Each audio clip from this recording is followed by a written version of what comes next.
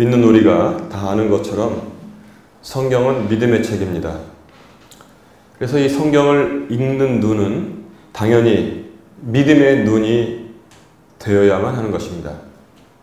우리가 믿음의 눈을 가지고 이 믿음의 책 성경을 읽기만 한다면 그는 거의 완벽한 믿음을 소유할 수 있습니다. 성경을 다른 목적으로 읽는 사람들도 꽤 많이 있기 때문에 그렇습니다. 기독교를 비판하기 위해서 성경을 먼저 좀 알아야겠다 해서 그 성경을 읽던 사람이 회개하고 감동을 받아서 만든 영화가 있습니다. 무엇입니까? 바로 그게 그 위대한 영화 벤허, 소설을 썼는데 그걸 영화한 것이 이제 벤허가 된 거죠. 처럼 성경은 믿음의 눈을 가지고 읽으면 이것이 믿음의 책이기 때문에 지금도 살아서 역사하는데 학문의 목적으로, 비판의 목적으로 읽는다면 하나님의 은혜가 아니고서는 그는 거기서 성경에서 생명의 진수를 맞이할 수가 없는 것입니다.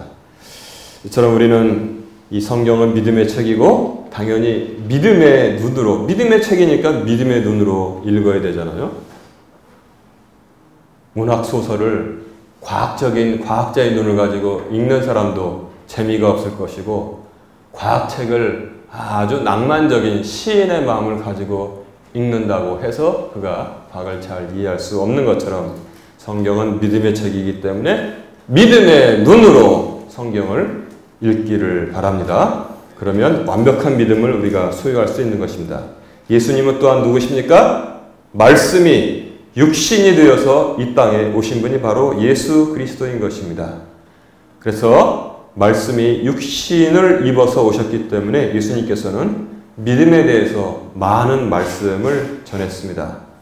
그리고 구원의 길을 열어주셨는데 그 구원의 길인 예수 그리스도도 믿음을 통해서만 구원의 길에 들어설 수 있다고 말씀해 주셨습니다. 오직 믿음으로만 구원받을 수 있다고 말씀해 주셨습니다. 지금 이 2019년에도 이 말씀을 이해하지 못해서 저 밖에 나가면 믿기만 하면 다 된다는 것이냐 떠드는 사람들이 있습니다. 그래, 믿으면 다 구원받는다. 주님께서 이렇게 말씀을 해 주셔도 자기들 기준으로는 그것이 이해가 안 가는 사람들이 많습니다. 어쩔 수가 없습니다. 기준은 너희들이 만드는 것이 아니라 구원을 베풀어 주시는 주님께서 만드시는 기준이기 때문에 그렇습니다. 대학 입시를 보러 가는 학생이 앉아가지고 이 기준 엉터리야. 누가 이런 문제를 내라고 했어. 이렇게 내야 된다고 떠든다면은 잠시 학생이 이리 와서 어디로 데려가요? 병원에 데려가죠. 그것도 감기 고치는 병원이 아니라 조금 머리를 고쳐야 될 병원에 데리고 갈 수 있습니다. 하물며 하나님께서 구원의 길을 여셨고 하나님께서 구원의 기준을 만들어 주셨는데 그거에 불평하는 인간들이 있어요. 그 이상하지 않습니까? 그것에 불평하는 사람들이 있습니다. 오직 믿음을 통해서만 구원받을 수 있다고 말씀해 주셨습니다. 여기서 역사적으로 조금씩 벗어나서 믿음에다가 행위를 더하다 보니까 많이 멀리 갔더니 피곤하고 곤하여 그러한 역사적인 이탈이 있었을 때 그것을 회복시킨 사건을 뭐라고 합니까? 바로 종교개혁이라고 우리가 부르는 것입니다. 믿음을 통해서 구원받는다고 구원 제출자가 문제를 냈는데 시험 보러 온 학생들이 문제를 고쳐서 자기 마음대로 답을 쓴다면 제가 아까 말씀드린 대로 대학을 떨어지는 것은 물론이요. 그 사람들은 어디로 가야 돼요? 병을 고치러 가야 되는 것입니다. 구원을 베풀어 주시는 하나님께서 기준을 세웠는데 자기들이 뭐라고 기준을 막 세워가지고 떠들고 있으면 얼마나 우습겠습니까? 여기서 벗어난 역사를 다시 되돌린 것이 회복운동한 것이 바로 종교개혁인 것입니다. 이처럼 믿음의 가치와 믿음의 능력은 어마어마한 것입니다. 믿음은 무엇이냐? 예수 그리스도를 믿고 영접하는 것이다. 누구를 믿는가? 그것을 잘 알지 못해서 우리 교회에서 한 블록도 아니고 그래 한 블록 저기 가면은 지금도 엉뚱한 사람을 따르는 사람들이 와글와글 거리고 있습니다. 믿음의 기준을 바꾸는 사람들도 문제지만 누구를 믿는가도 잘 알지 못하는 사람들도 얼마나 불쌍한지 모르겠습니다. 오직 예수께서 우리의 길과 진리와 생명이 되시기 때문에 그렇습니다. 그래서 믿음은 무엇이냐? 예수 그리스도를 믿고 그를 영접하는 것입니다.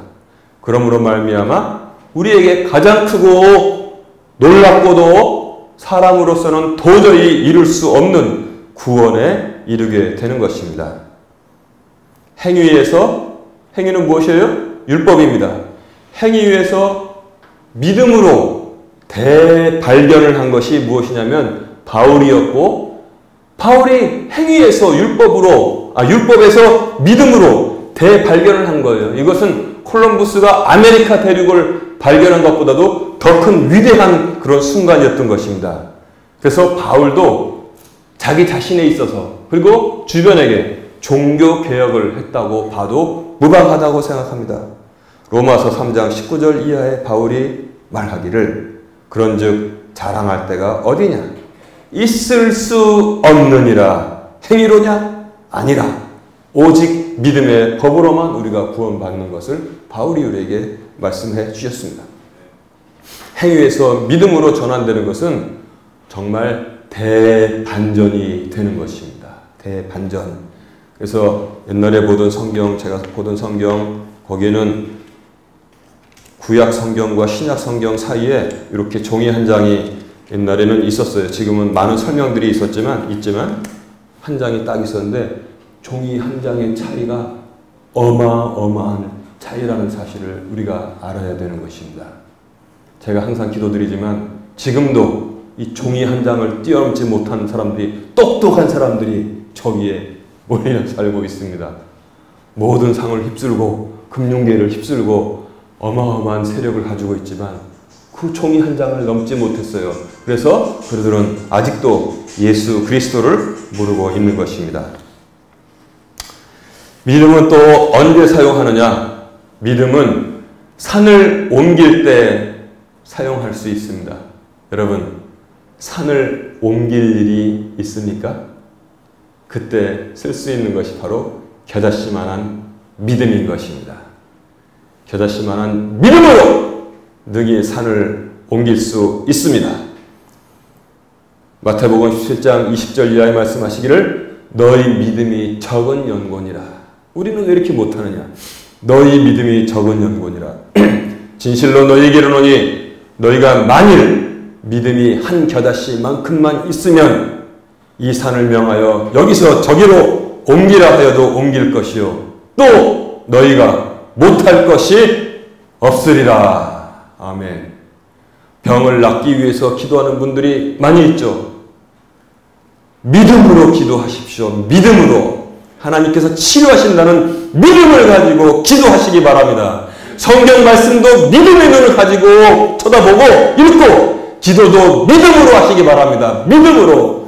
그래야지 우리가 온전한 믿음을 가질 수 있고 또한 기도의 응답을, 능력 있는 응답을 받을 수 있는 것입니다. 또한 야고보서 1장 6절 7절을 뭐라고 말씀하십니까? 오직 믿음으로 구하고 조금도 의심하지 말라 그랬습니다. 믿음으로 구했으면 의심을 하지 말길 바랍니다. 믿음으로 구했으면 당연히 주실 것으로 알고 의심하지 말라는 것입니다. 믿음으로 구하지 못하는 기도, 구해놓고 의심하는 그런 연약한 믿음, 우리의 일상이 되어버린 지가 오래라면 결단을 하셔서 성경은 믿음의 책이니까 믿음의 눈으로 읽고 기도하고 구하고 믿음으로 구하고 조금도 의심하지 말고 이제부터 사시기를 주님의 이름으로 축원합니다. 그리고 또한 하박국, 로마서 다 말씀하시기를 의인은 오직 믿음으로 말미암아 살 것이니라 그랬어요. 의인은 오직 믿음으로 말미암아 살 것이라 했습니다. 여러분, 믿음으로 삽니까? 아니면 믿음은 그냥 있어도 좋고 없어도 좋고 좀 불안하니까 하나 들어놓는 조그만 보험에 불과합니까? 생활을 믿음으로 합니까? 생활을 믿음으로 합니까? 믿음으로 살 때가, 더욱더 믿음으로 살 때가 이제 우리나라에 점점 다가오고 있습니다. 조금도 염려하지 말고 우리들은 믿음으로 살아야 되겠습니다. 오늘 이렇게 성경은 믿음에 대해서 모든 것을 다 전해주고 계시지만 오늘 본문 말씀은 읽으니까 믿음을 말씀하시다가 너무나도 현실적인 말씀을 전하고 있습니다. 믿음으로 산도 옮기고 믿음으로 구하고 믿음으로 살고 믿음으로 구원을 받는다 말씀하셨는데 이 말씀 딱 들어보니까 겨자씨부터 산까지 모든 것이 다 있고 이 땅에서도 살고 영원히 하나님의 왕국에서도 하나님과 더불어 살고 그것 빼놓은 우리에게 뭐가 있어요? 모든 것이 다 들어있는데 갑자기 오늘 본문은 28절부터 30절까지는 망대를 지을 때는 어떻게 하느냐? 자기 가진 것이 충분한지 그 비용, 코스트, 킹제임스 성경 옆에 저는 이제 영어도 같이 나오는데 딱 보면 다른 단어를 안 썼어요. 더 코스트, 비용을 잘 계산해서 내가 이 망대를 세우는 충분한 비용을 지불할 수 있느냐, 없느냐, 그것 가지고 결정하라고 우리에게 말씀해 주시고 있습니다. 이게 무슨 일이냐? 믿음이니까 산도 옮기는데 믿음으로 그냥 막 망대 세우다가 못하면 주야 주시옵소서 이러고 있지. 근데 주님께서 말씀하시기를 망대를 세우려는 자가 먼저 앉아서 망대를 세우기 전에 먼저 앉아서 그 비용을 계산하지 않겠느냐. 비용을 계산해서 내가 이 망대 충분히 세울 수 있겠다. 사실은 말입니다. 건축은 비용 계산해서 비용 계산서가 나오거든요. 적산, 견적이라는 과정을 통합니다. 설계도를 가지고 다 분석을 해요. 여기 들어간 재료, 그리고 각각의 공정에서의 기술자 수, 공사 기간, 부대 비용 다 계산하는 그런 저기가 있습니다. 모든 기술 분야가 다 그렇지만 그래서 그것을 적산하고 적산 가지고 견적을 내요. 견적을 냈는데 원래 소요되는 비용의 10% 정도를 더 준비하고서 건축을 시작하는 것이 정말 지혜로운 건축인 것입니다. 입만 크게 벌린다고 해가지고 일단 믿음으로 건축 시작합시다. 팍팍팍팍 해가지고 중간에 은행으로 넘어가는 건물들 많아요. 믿음의 파산입니까 그게? 근데 주님께서 정작 건축하는 법을 알려주셨어요. 너희가 망대를 세우기 전에 먼저 앉아서 그 비용을 계산해 보지 않겠느냐. 비용도 없이 막 짓다가 나중에 완공을 못하면 지나다니는 사람들이 비웃으면서 큰 공사 벌려놓고 마무리도 못했네. 이렇게 비웃는다고 말씀하시고 있는 것입니다. 두 번째는 무엇이냐? 31절에 보니까 전쟁하려 할 때 전쟁 되게 좋아하잖아요. 먼저 앉아서 곰곰이 생각해 보지 않겠느냐 그랬어요. 내가 가진 일만을 가지고 저기서 몰고 오고 있는 이만을 대적할 수 있을까? 계산이 나오는 거예요. 계산이. 그러면 안 되겠다. 그러면 왜 병사들 떼죽음하게 만듭니까? 먼저 사신단을 보내서 우리 싸우지 맙시다. 싸우면 당신이나 나나 다 큰 피해를 당하니까 평화롭게 지냅시다. 평화롭게 지내기 위해서는 평화의 조건이 무엇이오? 해가지고 그것을 같이 협상하면 되는 것이다. 믿음을 말씀하시던 예수님께서 우리에게 이 지혜를 주셨습니다. 오직 믿음에서 이 얼마나 꼼꼼하고 세밀한 현실 판단을 하라고 우리에게 알려주시고 있습니까? 그러면 뭐예요? 오해하는 사람들이 있어요. 이 말씀을. 예수님도 믿음만 말하다가 구체적인 일에 있어서는 그러지 말고 믿음은 어디다 뒤로 산도 옮긴다고 말씀하시던 분이 현실을 꼼꼼히 따져보고 현실주의자가 되라고 말씀하시는 것이 아니고 믿음에도 치루어야 하는 대가, 코스트가 있다는 사실을 말씀해 주시고 있는 것입니다. 그렇습니다. 예수님께서는 건축하는 방법 말씀하시는 거 아니고 전쟁하는 기술을 말씀하시는 것이 아니고 그것이 아니라 믿음을 전하시는데 그 믿음에도 치루어야 하는 대가, 즉 코스트가 있다는 사실을 우리에게 말씀해 주시고 있습니다. 왜냐하면 우리 본문 어디서 시작했습니까? 26절에 보니까 제자가 되는 길에 반드시 대가를, 희생을 지불해야 된다고 말씀하시지 않습니까? 26절에 어떤 사람이 내게 오면서 자기 아버지나 어머니나 아내나 자녀나 형제나 자매나 참으로 자기 생명도 미워하지 아니하면 능히 내 제자가 되지 못하고 27절 누구든지 자기 십자가를 지고 나를 따라오지 아니하는 자도 능히 내 제자가 되지 못하리라 이렇게 말씀해 주셨습니다. 주님께서 가정 파괴범입니까? 불효 자식 키웁니까?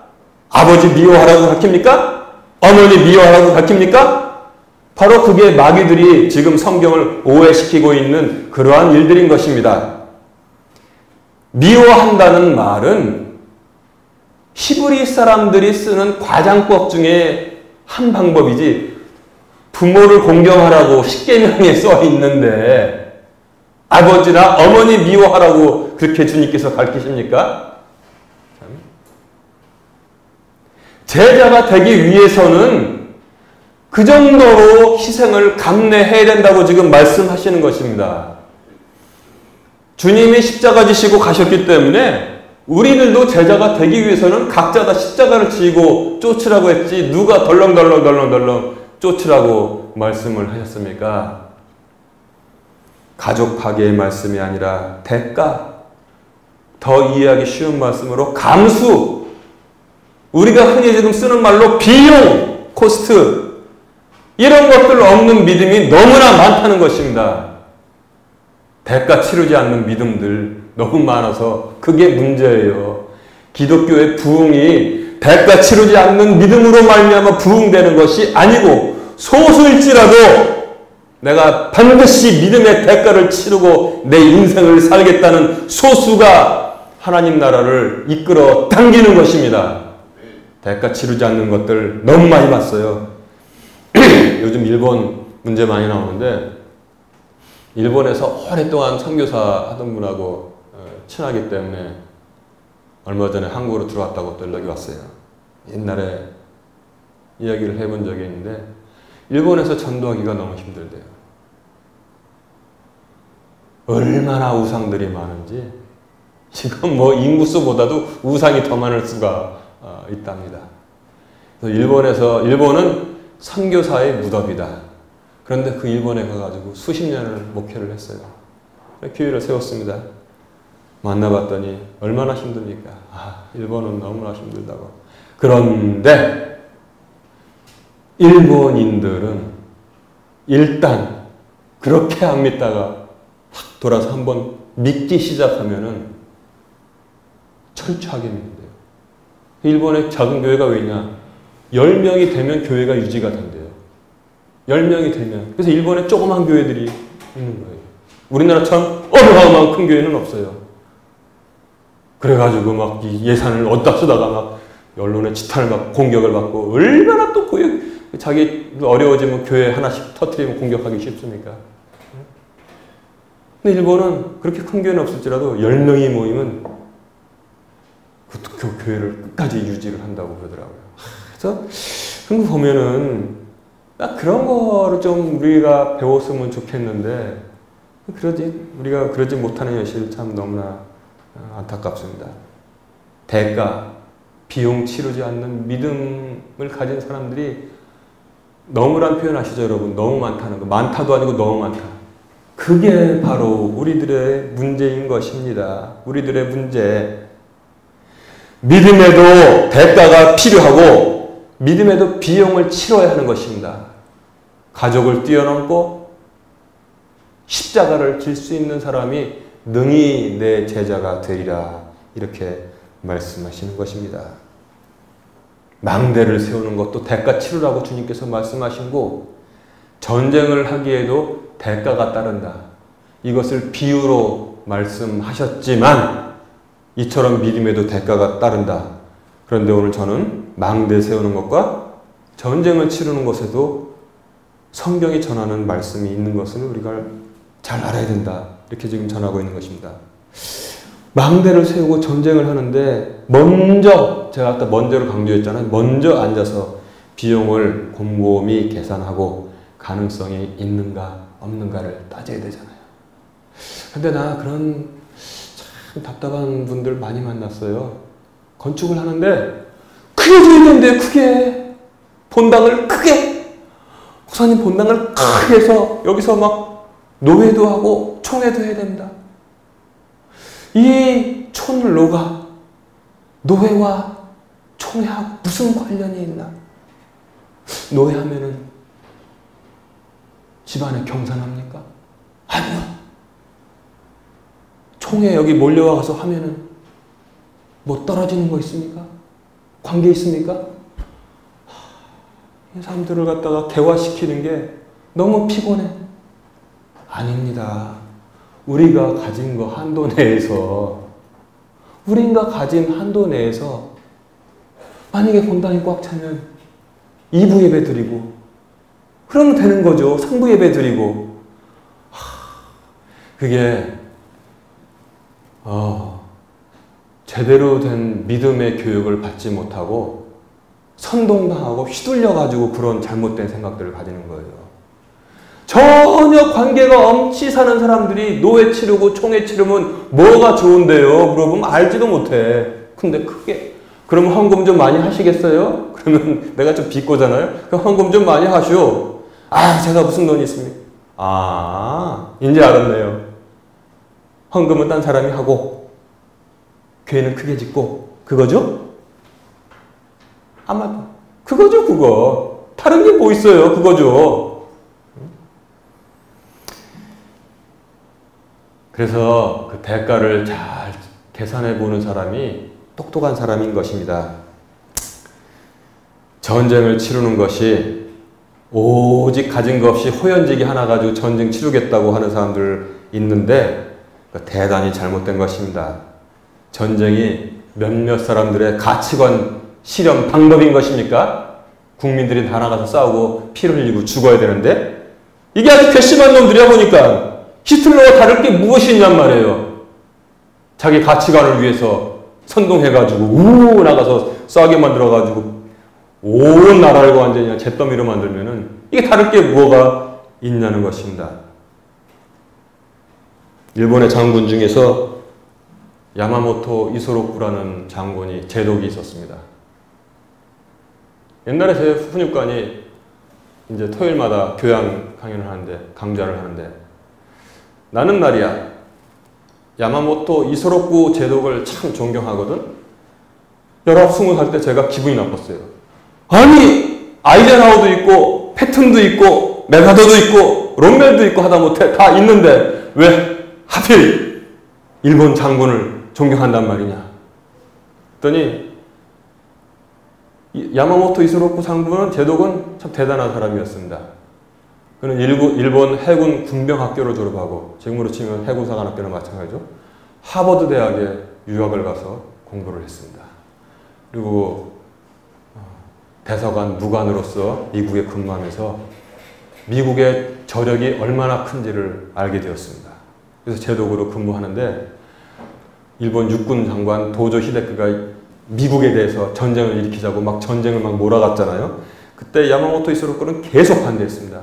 우리가 미국하고 전쟁을 하면은 50%도 아니고 80%도 아니고 100% 집니다. 100% 지는 전쟁을 왜 합니까? 그것도 우리가 초창기 6개월이나 1년 버티다가 지게 될 것입니다. 야마모토 이소로쿠는 그렇게 냉철하게 분석을 했습니다. 그러나 그가 일단 군인으로서 일으킨 전쟁에 대해서는 최선을 다해서 바로 진주만으로 함대를 이끌고 와서 기습 공격한 사람이 바로 야마모토 이소로부인 것입니다. 영화에도 나왔잖아요. 그가 상황실에서 무전을 긴장하면서 듣고 있습니다. 비행기들이 가서 항공모함 3대, 구축함, 전함, 그 다음에 유조선을 8대나 끌고 왔어요. 유조선 8척이나 끌고. 왜냐면 태평양 건너까지 얼마나 기름이 필요했어요. 유조선을 8척이나 끌고 와서 거기서 비행기 다 폭탄 실어가지고 다 떠나보내고 초조하게 기다리고 있습니다. 그래가지고 진주만을 이렇게 돼 있으니까 여기만 막으면은 나중에 도관에 든 쥐처럼 다 때려잡을 수 있다. 그래서 진주만을 먼저 쳐대는 것입니다. 그래서 진주만의 폭격을 감행해서 12월 7일 날 얼마나 많은 배들이 파괴되고 얼마나 많은 사람들이 죽었습니까? 근데 무전을 통해서 이제 드디어 멀리 치익하면서 들려와요. 그게 유명한 영화잖아요. 도라가 호랑이라 뜻이래요. 도라 그러면은 작전이 성공했다는 그런 신호인 것입니다. 그러니까 옆에 있는 사람들이 와! 산모들이 막 팔짝팔짝 뛰면서 아주 미국을 박살냈다고 좋아할 때 야마모토는 비통하게 한마디를 합니다. 어리석게도 이제 우리는 잠자는 거인을 깨웠다. 그 말대로 결국 얼마나 많은 피해를 보게 되었습니까? 이처럼 성경 말씀은 망대를 세울 때도 전쟁을 할 때도 먼저 앉아서 곰곰이 따져보라고 했습니다. 승산이 없으면 호연지기 하나 가지고 나가서 자기가 혼자 나가서 싸우는 건 나 말리지 않아요. 그러나 온 국가가 국민들이 고통을 당하게 이끌어가는 지도자는 정말 그거는 옳은 지도자가 아닌 것입니다. 그렇게 전쟁을 하고 싶으면은 꾹꾹 참아야 되는 거예요. 언제 우리가 해볼 수 있는가. 나 그것도 반대하지만 전쟁을 왜 합니까? 자유주의 국가, 민주주의 국가끼리 꾹꾹 참아서 힘력을 키우는 것인데 무작정 그리고 오히려 정말 단호하게 나가야 될 대상에 대해서는 아무리 뺨을 맞아도 찍소리 못하면서 정말 아무것도 아니게 해결할 수 있는 문제를 갖다가 이 지경을 만들어가는 것은 결코 좋은 리더가 될 수가 없는 것입니다. 성경은 그런 사람들에게 분명하게 얘기해주고 있습니다.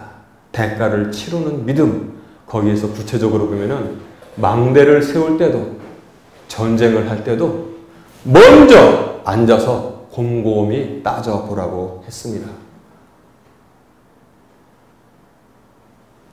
학자들의 분석에 따라서는 30대 1부터 피해 규모가 더 나가서는 125대 1 뭐 그렇게 넘어가는 사람들도 있는데 그런 거를 도무지 아무것도 아닌 것 가지고 일으키는 사람이 있다면은 정말 그것은 잘못된 것입니다.